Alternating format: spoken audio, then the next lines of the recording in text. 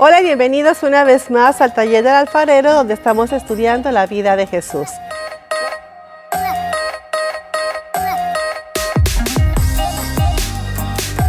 La clase pasada veíamos cómo José trae de regreso a la familia a Judá, pero temiendo que Arquelao, el hijo de Herodes, estaba reinando, fue dadas instrucciones a él por Dios de que fuera a Galilea. Y esto era precisamente para cumplir la profecía de que él iba a ser llamado Nazareno, de acuerdo a lo que nos decía Mateo. Pero veíamos algo muy interesante con respecto precisamente a Galilea. Decíamos que Galilea estaba llena de gente de diferentes naciones, gente pagana, gente que no seguía al Dios de Israel.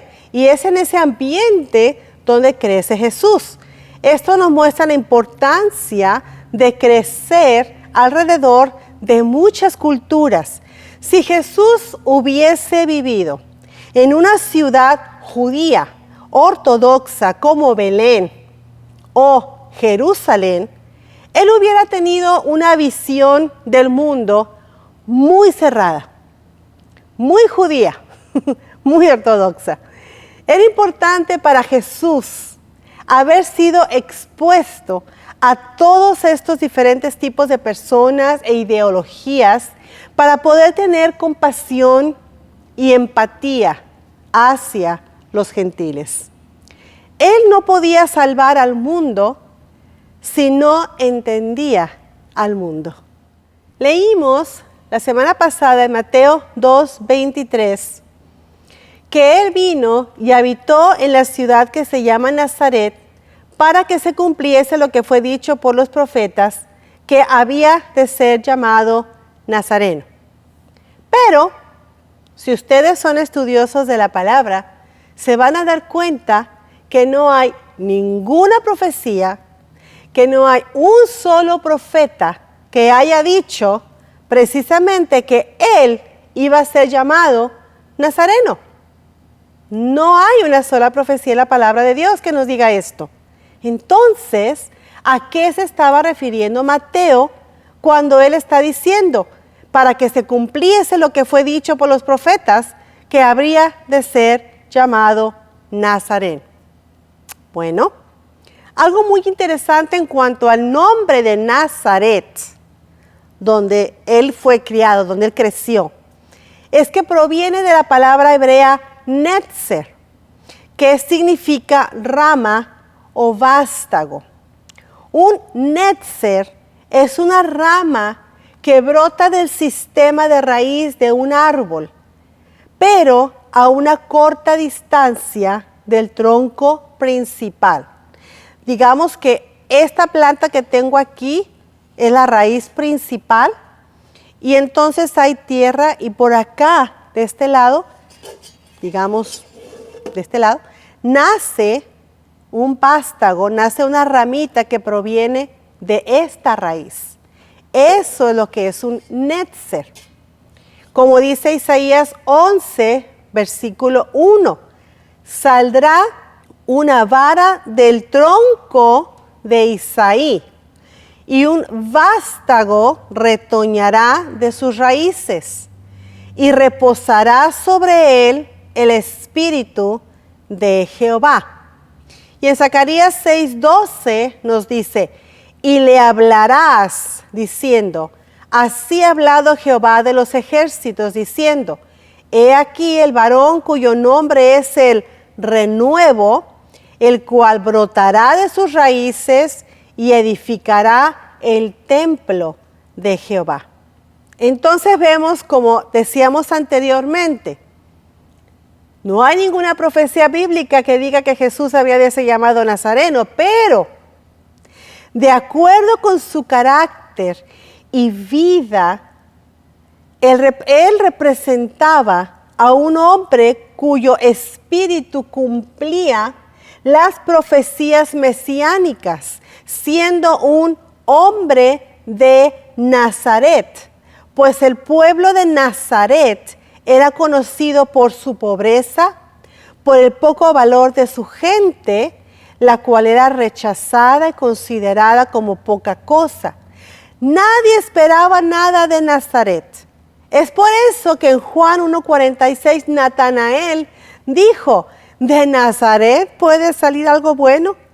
Recordemos que eso tiene que ver más con el nombre del pueblo donde él vivía, ya que Nazaret viene de la palabra netzer, que significa vástago o retoño.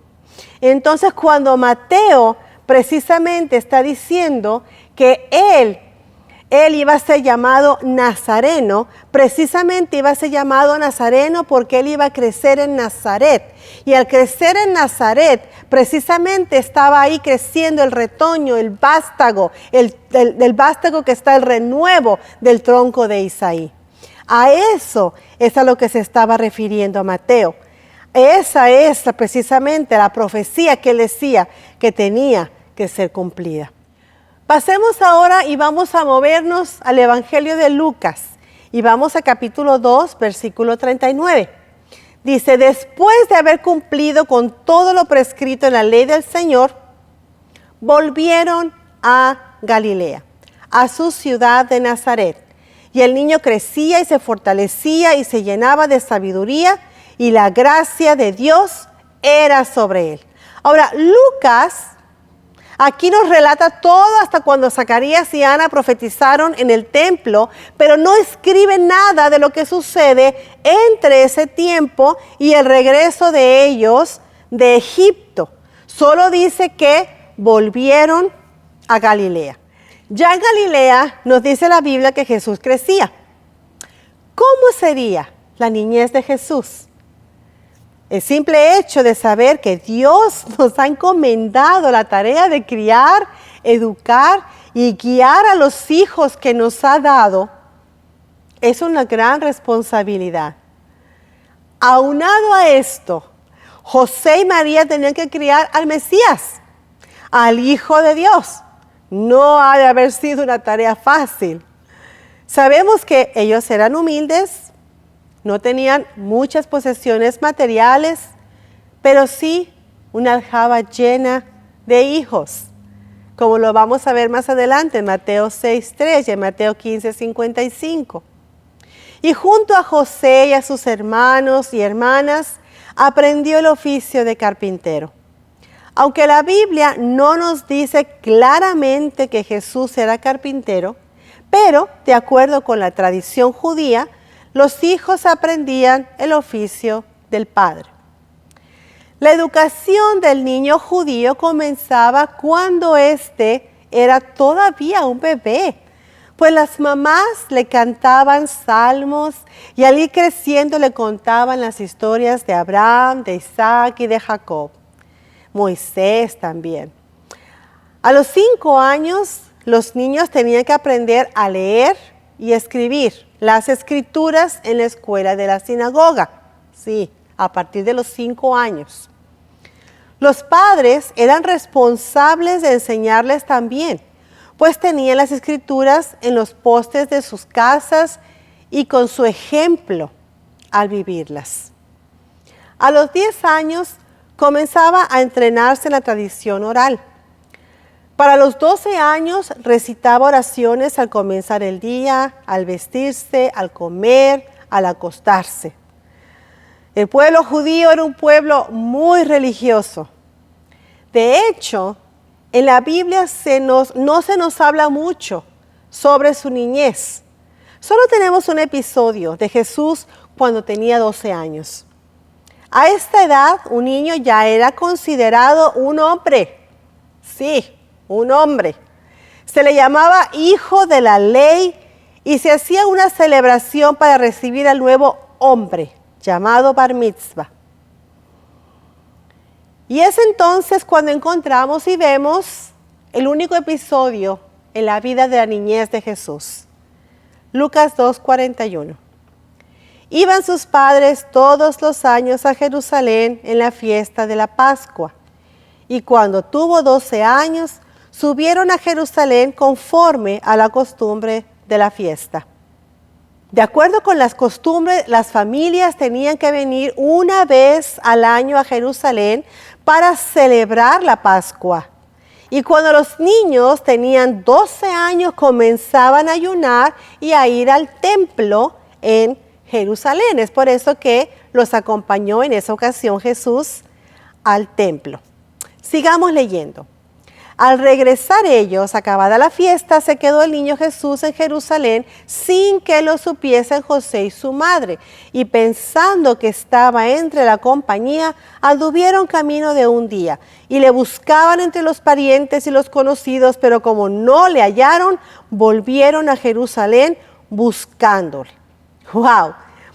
Es común que al viajar a Jerusalén para las fiestas se hiciera en caravana junto con otras familias, por lo que José y María pensaron que Jesús venía tal vez con los amiguitos de los vecinitos que venían también con ellos y venían de regreso otra vez para Nazaret.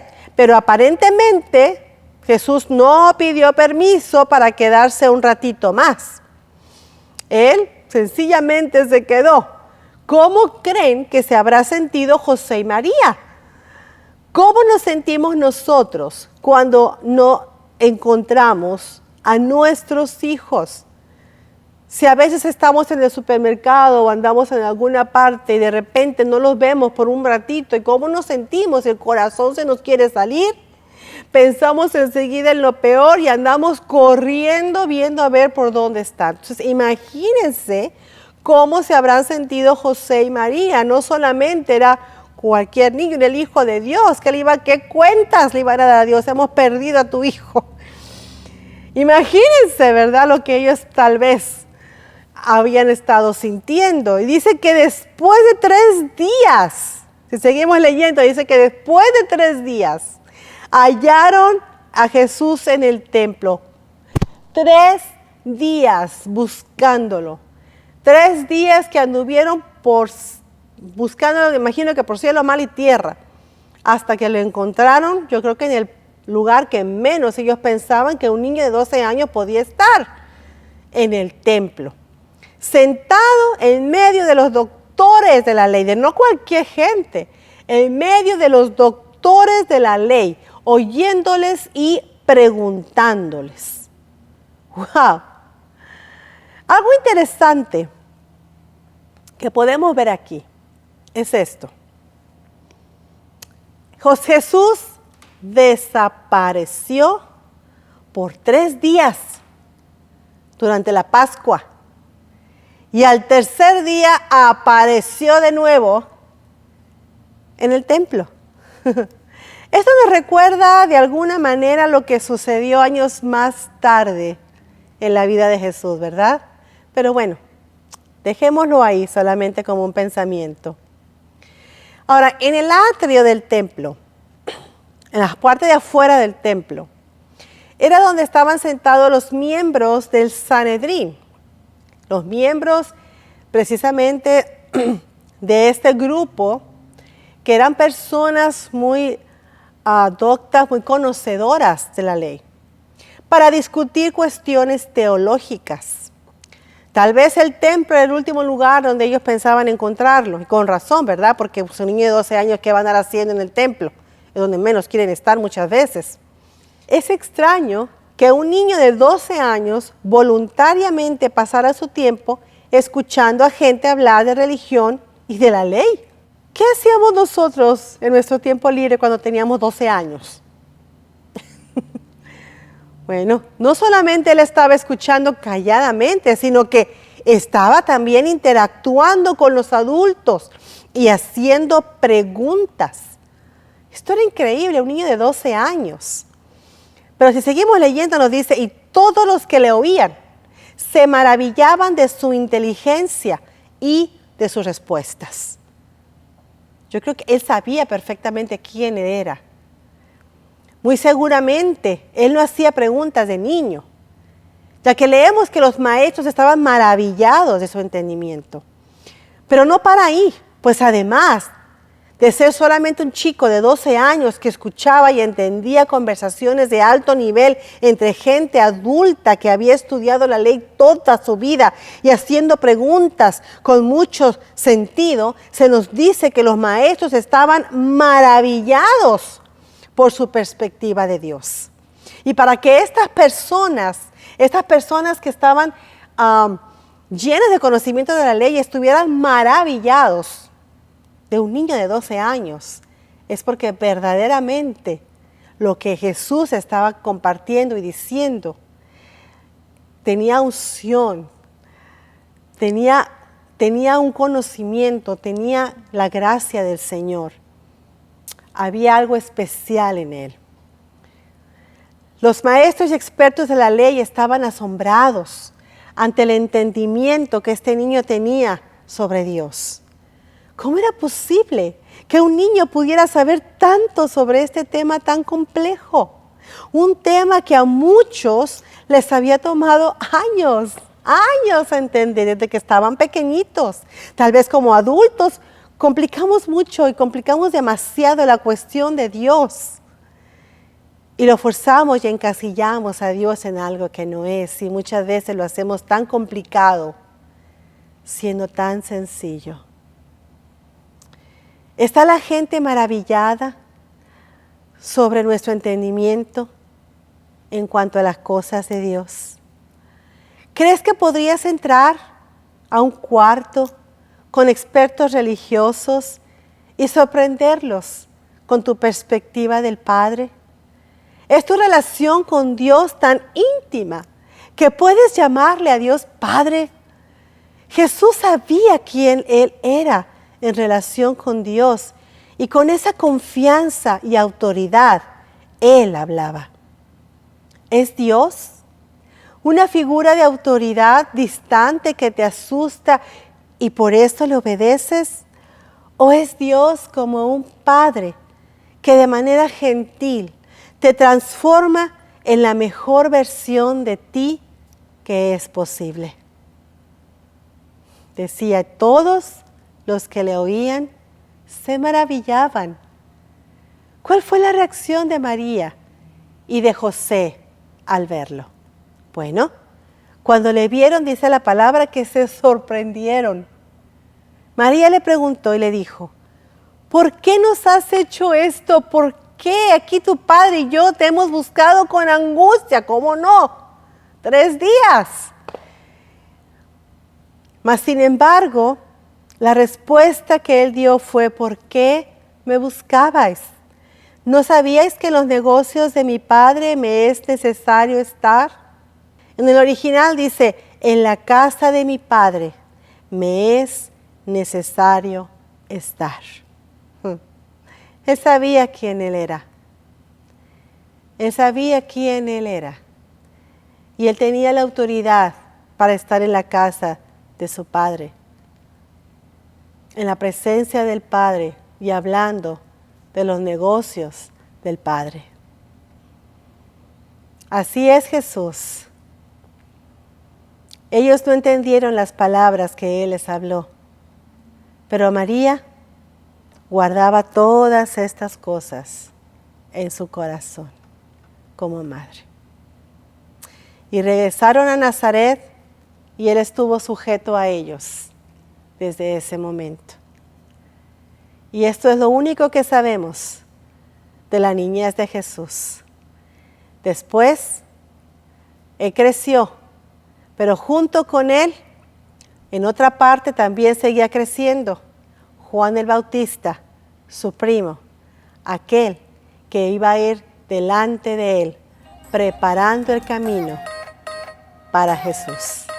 Y de esto vamos a hablar la próxima clase. Aquí les espero. Bendiciones.